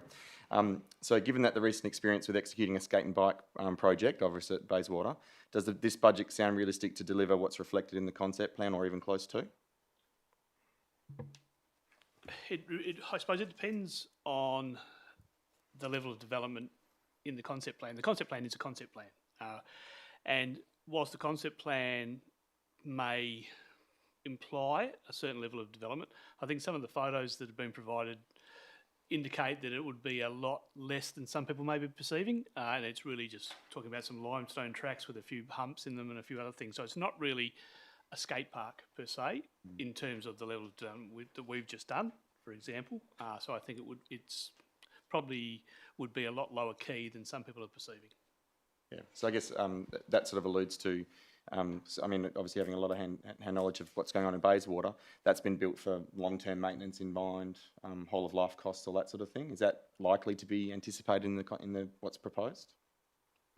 Or the cheapest option, I guess, to get something in? I think what has been proposed is that they're looking at something that should still be quite, it's not going to be, or it shouldn't be maintenance intensive. I suppose maintenance intensive. So we've put in an estimate of around 40,000, keeping in mind that we haven't seen the final details. So it's only really an estimate. So it could be anywhere from 20,000 to 40,000. I know the deputy tonight indicated around 20, 25,000 for other ones. This site is a bit different to those sites, given its remoteness and rubbish servicing, etc., and stuff like that would be a bit problematic. So there's a number of issues that would still need to be considered. So it's difficult to say exactly what the cost would be at this stage. Okay. Sorry, and this is the last one. So just that the state government own the land. So is it likely that as the landowner that they can complete the project and continue to maintain it? So they own the land. They don't need our approval to do anything there. Is it likely that we can get an arrangement where they do it? Happy to support that, but through the chair, it is possible. I would not say it's likely. Okay. Thank you. Any other questions on this item? Councillor Peterson-Peake. Thank you. I have some more questions. So I understand this is a main roads reserve. Do our rangers, can they access the reserve? Because I had some comments from some of the neighbours that they understood over the years that rangers do not have access if there are issues. Yeah. I'll go to the director. Through the chair, it's a public area, so the rangers can access the area. They don't have powers in that area. It's similar to Guildford Road, for example. It's a main road, so do the rangers have power on that as well? So I think the bottom line is, whilst they may not have powers, if there was something happening there, they would attend and take whatever action they could, and that may be calling the police. So if someone was there lighting a fire, obviously we'd want to have some sort of input to that, because that fire could spread to land under our control. So we would take some form of action, but the extent of action would be guided by what their powers are and what the situation was. So you're saying that their powers are more limited under the bridge than they would be a few meters away from the bridge? That is correct. So what will they do if there is the same incident, outside the bridge, near the bridge, versus an incident under the bridge? What will be the difference in their response? I'd have to check with the manager to see exactly what the difference would be, but I suppose the intent would be the same in both instances. They would attend and try and, if someone was doing something wrong or something that's damaging infrastructure, ask them to stop it. And if they didn't, and if they needed to, they would call the police, and that will happen whether it's on Main Roads land or our land. So there's not much difference. In other words, what you're saying, they can't do much. They can't do something else. Depending on the nature of the incident, under some of our local laws, we have powers and fines that we can issue, but obviously we can't do anything under the bridge in that respect. Okay. Okay, thank you. Are CCTV cameras proposed as part of this project? No. Okay. I have a question about, just to make sure, the table on page 93 at the bottom, under nice to have yawning circle, it says total 1,132. I just want to make sure that it's a typo. Sorry, which document are you in? Are you in So- the attachment or? So page 93 at the bottom, there is a table. Yep. Nice to have in the middle, yawning circle. There is 1,132 responses. I'm assuming it's a typo. Yes, to the chair, that is a typo. Okay, maybe We'll it's correct that. correcting it. Yep. Going back,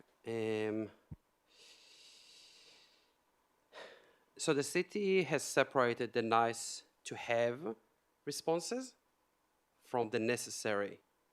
So my question, why would nice to have not be sufficient? Why would the city regard this as not a positive response from the residents that chose nice to have?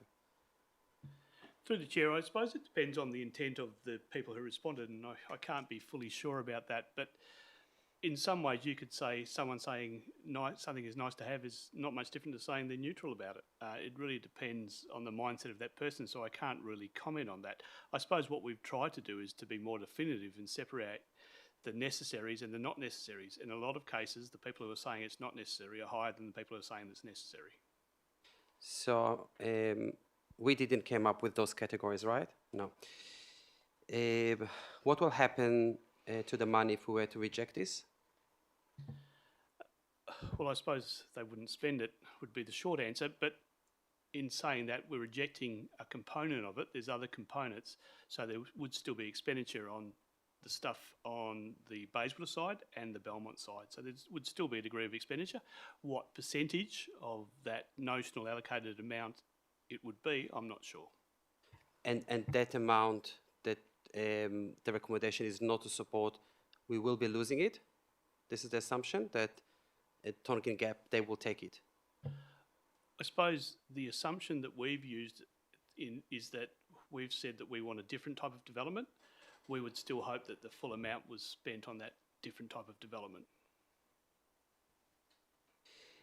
Do we have an alternative location for the pump track mountain bike area and the canoe, leave the canoe landing, the pump track and the mountain bike area? Not at this stage, keeping in mind that council have put an allocation on the budget to undertake a study, of various sites for those sort of facilities.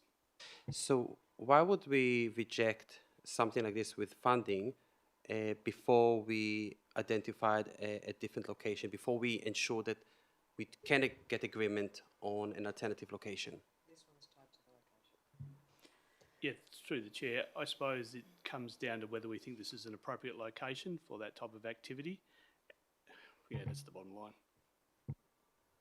Okay, my last question, if I can. So is the city confident that there are alternative locations for pump tracks and mountain bike areas in the city that can be selected in the future and will be supported by the community?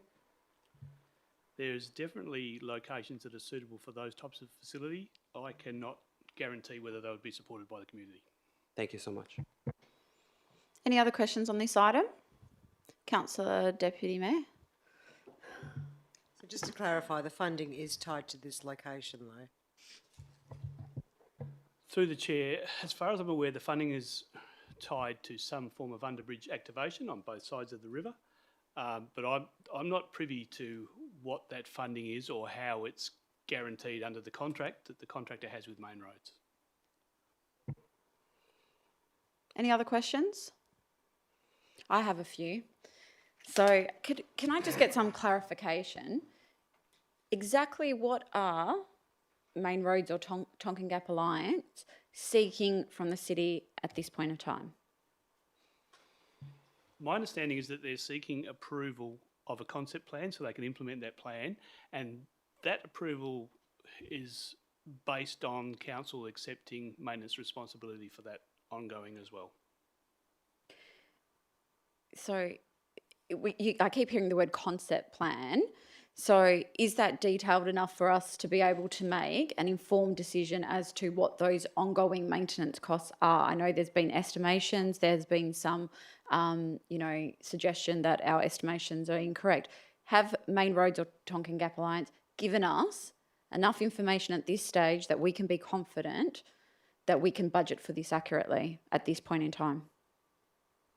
So, the Chair, I don't think we're going to be able to budget to the nth degree no matter what plans they give us, because it's going to be an unknown entity in terms of the activity that occurs there, the rubbish collections that are required, and any inundation that has impacts on there. So it would be difficult to say. So I think having it down to anywhere between 20 and 40,000 is as close you're going to get, no matter how good the plans are. And at this point in time, would we know what the life cycle, or I don't know what the correct terminology is, the lifespan of this facility is? Once again, until we see all of the elements, it's difficult to ascertain that. But a lot of it is just limestone tracks, etc., some stabilised tracks. So depending on the use they get will dictate their life as well. But typically you'd be getting, with just normal use, probably 10 to 12 years out of some of those treatments. But then you've still got the base there, and it'd just be a matter of rehabilitating some of those. So yeah, until we've seen the final details and get a feel for the use, it's going to be difficult to ascertain. And just from your experience, something that costs $1 million now, when it has to be replaced at the end of its lifespan in 10 to 12 years, as you suggested, what would that cost be at that time? Once again, it depends on what you do during that time frame. If you just put in $1 million worth of work and left it and did nothing, it would cost you $1 million plus cost escalations at the end of that period. But if you're still going to be going in there and maintaining the track on a yearly basis, topping up gravel here, topping up limestone, replanting different plants that have failed, etc., it's not going to cost as much. And you probably won't come to a definitive line in the sand, this is the end of its life. It'll just keep on going. It would only get to that point if you did nothing. Okay. And just in terms of the community consultation and the whole nice to have, was there a definition? I didn't see the survey. So was there a definition, like when they could select neutral, was there a definition that said neither for or against? Was there a definition when it said nice to have, like this is a luxury, or you fully support this, or was there any definitions? Yeah, through the Chair, I'm not totally sure, but I can see if I can find that information and provide to councillors before next week's meeting. Thank you.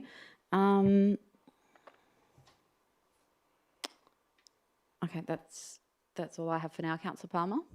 Thank you, Madam Mayor. I'd just like to ask the officer, is he satisfied with the recommendation with regard to the roadway for rangers or vehicles that may needed to be down there for egress and ingress? I'll go to the director. Are you satisfied with that? Yeah, through the Chair, I'm satisfied that you can access the area. There's a principal shared path, which is, I think, 4 metres wide, so that's more than adequate for vehicles, and there are other tracks there that can be used for access, so I don't think that's the major issue. Thank you. Councillor Peterson-Pearce. Yes, sorry, just one more question about the survey. So we see the survey results, and it's all kind of statistics. Do we have access to comments provided by residents? Through the Chair, yes, and I can provide those to councillors as well. Thank you so much. Councillor Johnston. Thank you. Also in regard to the survey, I'm just wondering, we asked for more information the last time this came to us about the types of folk who are responding, and as far as I can see, this survey shows what suburb they live in, but no other demographic data. I'm wondering if we have access to that. Through the Chair, I'd have to check. I'm not sure if there's age-related data. I'd have to check. Okay. Thank you.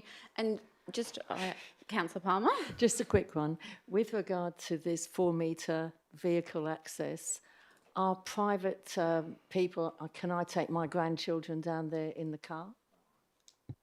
Through the Chair, it's not a vehicle access, it's a principal shared path, which is a cycle access, and it has bollards, lockable bollards that can be removed by people with keys, such as our rangers and fire staff, etc. I just have one more question. Just in terms of a comment you made in terms of the community expectation of what's actually, like what their idea is of what it's going to be compared to what it's actually sounding like it's going to be. Who's managing that community expectation? Is it City of Bayswater or is it TGA Main Roads? Through the chair, I suppose it's a bit joint, but I suppose from our point of view, if we are going to be going down the path of accepting the plan and accepting those facilities, I think we need to be clearer with the community exactly what would be provided. And I think that's as design progresses, if the city was or council was keen to go down that path, obviously more design would need to be done and more clarification around the types of materials used, some examples of different areas with similar facilities, etc. And one last question. If council was to agree to the concept plan, does that then commit council at once the detailed, does that commit us? Is that it? Is that the final stage of council approval? Through the chair, typically it would be, because then it would just get down to a detailed design stage that would be handled by the city, and so the city would still have requirements and make comments on a plan, but that does not preclude council from requesting further comment on a detailed design plan. Okay, and I'm really sorry, I just have one other question that I forgot to ask. Is in the report it states that whilst we had originally thought TGA would be responsible for maintenance, they've confirmed that their expectation is that the city would be responsible for maintenance of the area as soon as it becomes accessible. Councillor Easton already asked whether, we could go back to them and whether they would be likely to take it on, and the response was no. Could we go to them and say, we'll do the maintenance if they fund it? Because I understand they're not in the business of maintaining pump tracks. That's more of our business. But can they fund that maintenance and we'll just do the work? We could definitely ask them. Typically, with areas like this where a city will take over responsibility for maintenance of a main roads area, they will put in a contribution towards that, and that contribution would be equivalent to what they would normally spend on maintenance of such an area. So we have a similar arrangement, for example, for Morley Drive, where we do the landscaping on Morley Drive, so they give us a contribution towards that for what they would normally pay towards maintenance, keeping in mind that their maintenance of an area that's undeveloped would be very low key, and the cost and the contribution would be fairly minimal. But it's negotiable. Correct. Thank you. Any other questions? Okay, I'll move on to the next item.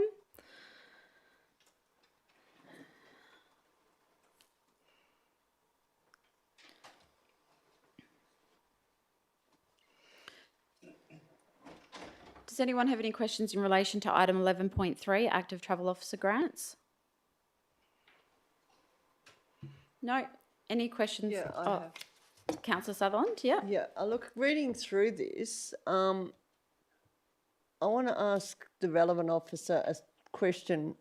For the money one of these officers would get, what can I go to my ratepayers in Narrandle or Morley and say, what is a tangible something that they're going to get for their bang, something from their money or the ratepayers' money? I'll go to the director. Through the chair, I suppose what we could say is that we have an officer that's dedicated to pathways and walkability and also cycleways, where at the moment those responsibilities basically sit in my area, but they're distributed amongst the staff, amongst other activities that they do. That's not necessarily going to mean we're going to get more bike paths and pathways. It's just helping you guys identify where they can be. Is that right? What it will do is basically provide an additional resource that can be added to the resources we already have.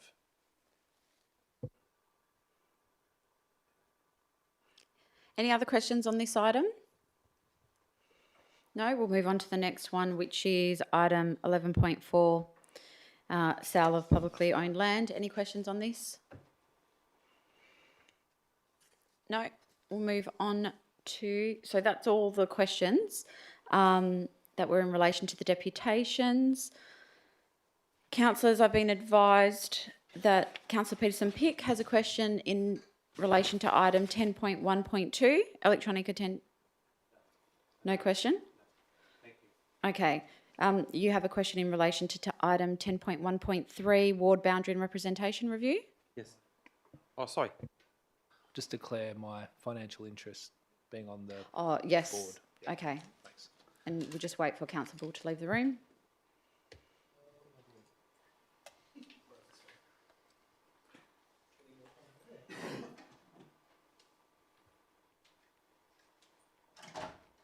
Yes, I just wanted to make sure that there are typos in the discussion document before it goes to the public. On page, so I'm just finding it. Page 9 of the discussion paper, at the bottom there is a table with the two-ward option. It says number of elected members 5 and 5, and it says total 8. So I just wanted to make sure that it's 10. I'll just go to the governance manager. Assuming it's a typo. Through you, Madam Mayor, yes, that is a typo, but I can see that the correction needs to follow through into the division of the number of elected members, so we'll make that correction. Thank you for picking that up. And there is another one, just if you're there, Amanda, on page 17 at the top. This map is provided as an illustration of a four-ward option, option 3A, and I think it's supposed to be 3B. Through you, Madam Mayor, correct. Yes, that needs to be corrected. That's all. Any other questions on this item? No, we'll move on to the next one, which Councillor Peterson-Pick has indicated is 10.4.1, Morley Activity Centre Streetscape Plan, Detailed Design Project. Yes, I do have actually quite a few questions about this item. Okay. Yes, page 54. So at the other officer's comment, it refers to the dedicated pedestrian and bike pathways being non-compliant with clearance width requirements by Main Roads and Western Power. Can I get some clarification about what are the width requirements? I'll go to the director. Through the chair, I might get the relevant officer, engineer to probably clarify that in terms of Australian standards.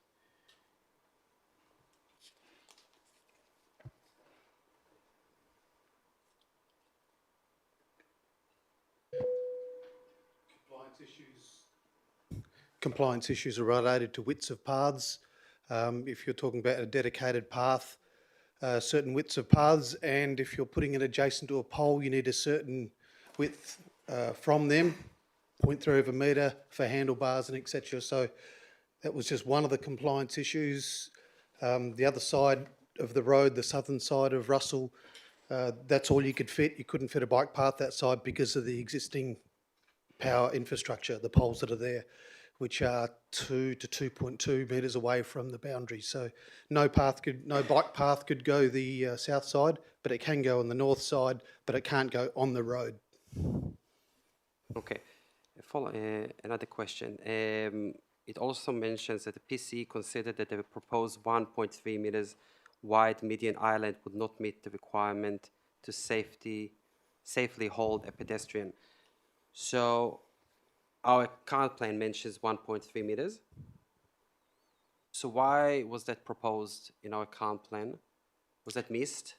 That was certainly missed. At an intersection, when that was installed, it was a 1.2 metres compliance.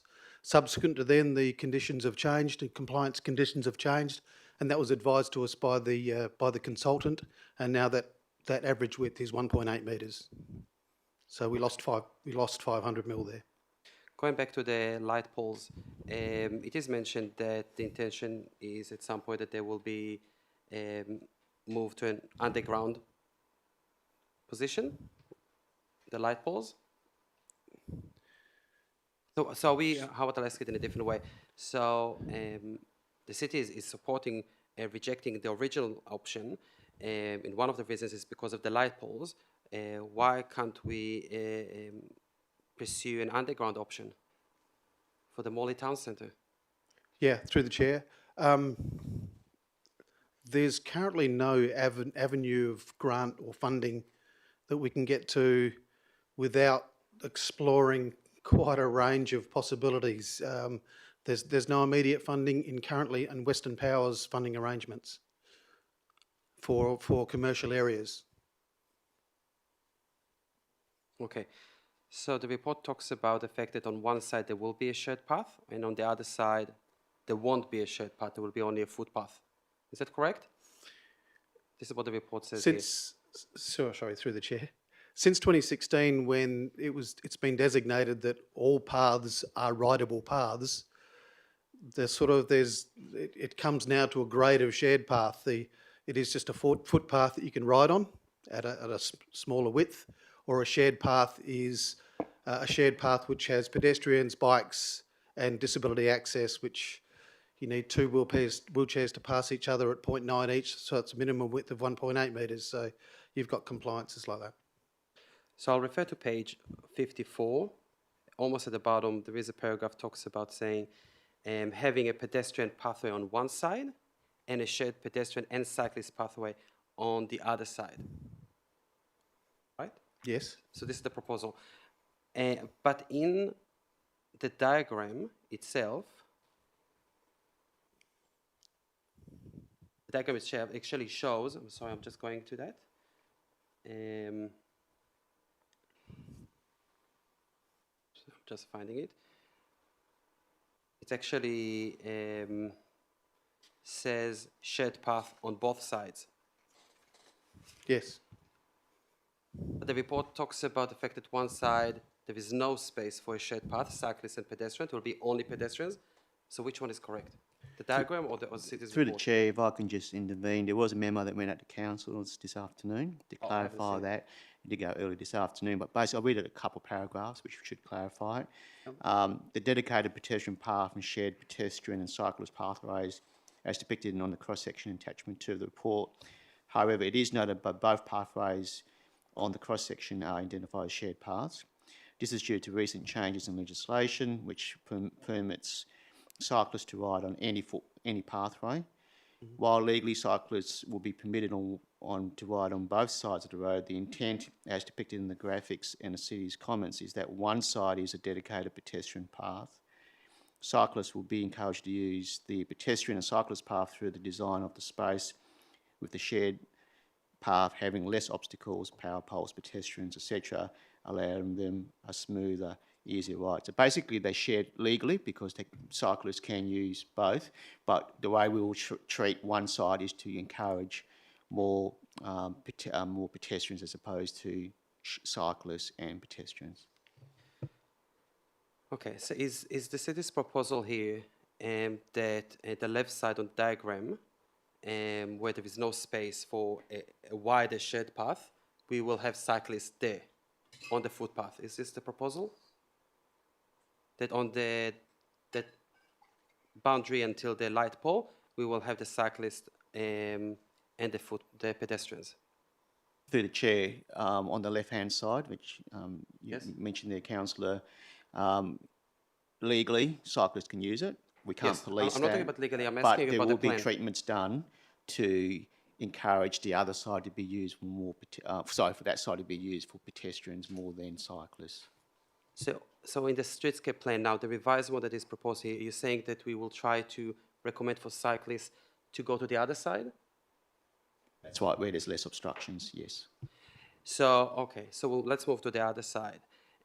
So there will be space on the right side, on the diagram, for pedestrians, cyclists to go both ways? Yes, there will be space. So how much space, because it says 3.4, how much space is left for the pedestrians? How much space is left for the cyclists that go to one direction? And how much space is to the cyclists that will go to the other space? Or they all need to navigate together? Yeah, through the chair. I mean, I think that's the intention of a shared path is that it's not a dedicated path of 1.5 metres in each direction. Okay, so is the city recommending that footpath will have pedestrians and cyclists going in both directions, and they will be on the same space? Same space. Same space. Are there any safety concerns for the city that having cyclists, that we actually in our streetscape plan recommending for cyclists to go in both directions with mums with prams? That is the designation of a shared path. Okay. I'll go back to my other questions if I can. I'll just find it.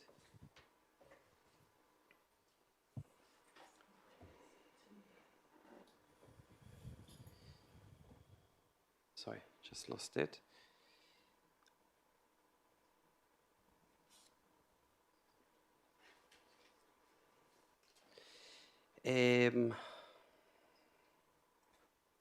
Okay.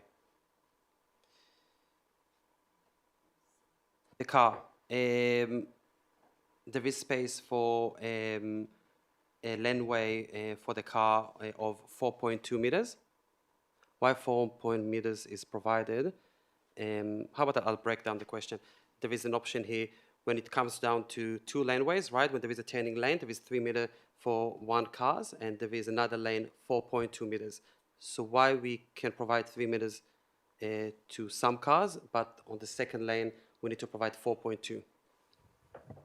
4.2 would be the designated area for a bus route. And because we have the bus port just up 100 metres up the road. So is the requirement of the PTA for 4.2 meters? Because Yes. I understood that the requirement is 3.3. I think the absolute minimum would be, it's just less than 4.2, but it's nowhere near 3.3. So just to reiterate, the requirement from the PTA is at least 4.2 meters width of a road for buses. That's for buses, yes. Well, so, in other words, if you're trying to fit an on-road cycle lane, it's not wide enough to do that. So that's why we had to have a shared path. But I'm just curious to know, first of all, if that's the width of the buses. But you're saying 4.2, it's not 3.5, not 3.7, it's 4.2. Councillor, he's answered that question. Thank you. Okay.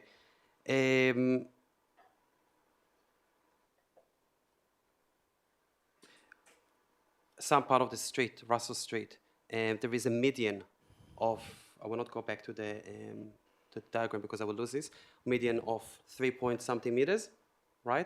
When there is one lane of a car. So why that part can't be used instead of a median of in the middle of 3 point? Why can't that part be used for a bike lane? The median is generally used for the turning access to all the properties. So by the time you take into account all the manoeuvres or movements from a property crossover, you wipe out most of the median itself, so you couldn't have a bike lane down the middle. Plus, I think it's proposed that we try and create as much potential median space for tree planting. Okay. Just a few last questions that I have. Are we planning to have trees on the footpaths as part of this plan? Through the chair, no, we're trying to keep them to the median because there's no room in the path. So no trees, no shade for pedestrians? Because I remember that the streetscape plan, the original one, doesn't include trees? Or we're revising it now? The original Morley streetscape was based on a 27-metre road reserve. Yep. Now we're trying to work in the 20-metre road reserve, and there'd be very little opportunity to have trees in either verge space. So the original one did have trees on the footpaths? Yes. And now we do not have any trees on the footpaths? Correct, because now we're working in a 20-metre road reserve. And bus shelters? There are bus stops along Russell Street, right? So how bus shelters are going to be accommodated with this? There's 2 shelters in that section of road, and one on the school side, which probably won't change, and there'll be an upgrade on the southern side, which is at the moment just a post. So there's an opportunity to put new shelters in and new street furniture. On both sides? On the south side. There's going to be very little room on the north side, there's going to be very little room on the south side, sorry. On the north side, you've got, that's the shared path, which we're trying to get bikes through, and it's best not to have obstacles in front of bikes. So my final question, so on the shared path, we'll have bus shelters, and we will have the cyclists going on both directions, and we will have the pedestrians? Thank you. So through the chair, the intention of the current survey that we're doing at the moment is to look at opportunities within the current land just outside the 20-metre road reserve, so it's within the properties. So we're going to survey, or we are surveying all that land, the grassed area just in front of parked areas, for an opportunity to try and widen areas so that we can put paths around the back of bus shelters and create a better furniture, and look at opportunities where we could do planting in combination with the commercial areas, so in their land. Just a final question, if I can, Madam Mayor. So all streets, all roads that buses go through in the city of Bayswater are 4.2 metres wide?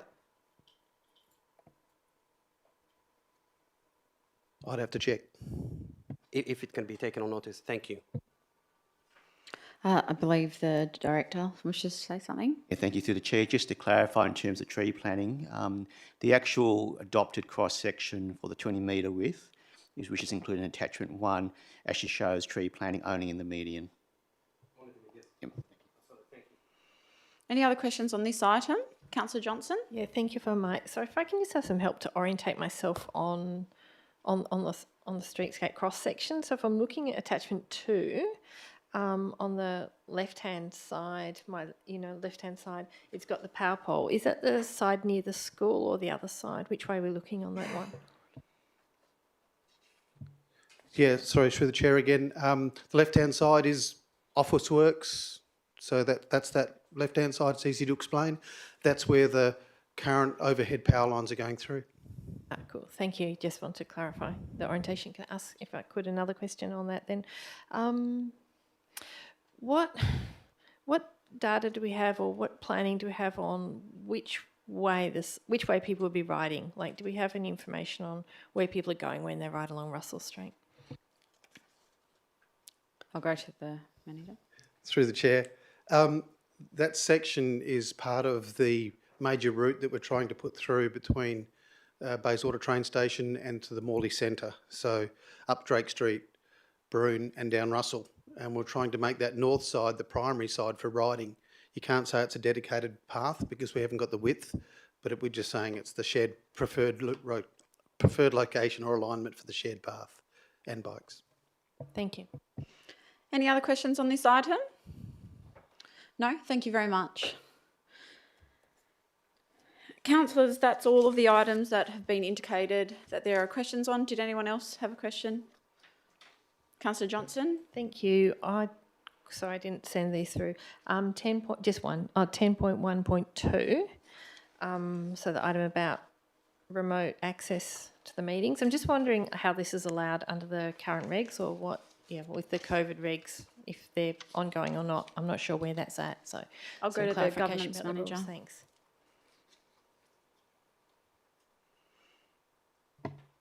Through you, Madam Mayor, there are two provisions under the Act that allow electronic attendance. There are the COVID provisions, which allow the Mayor to give permission for councillors to attend electronically for COVID reasons. And then there are these provisions, which allow councillors to attend electronically if certain conditions are met. And those conditions are that you need to be outside of the area by more than 150 kilometres, so i.e. you can't easily drive to the meeting, and that you need to be in a town site or a residential area, and you need to be in a place that has been approved as suitable by the council.